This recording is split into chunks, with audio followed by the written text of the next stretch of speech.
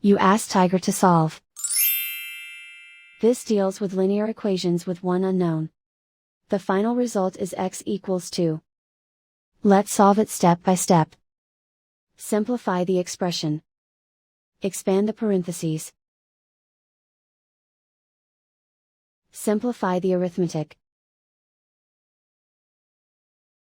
Group all constants on the right side of the equation. Subtract 40 from both sides. Simplify the arithmetic.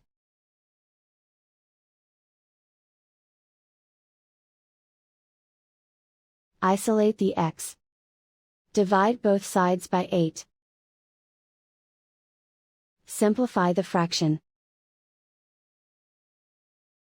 Find the greatest common factor of the numerator and denominator.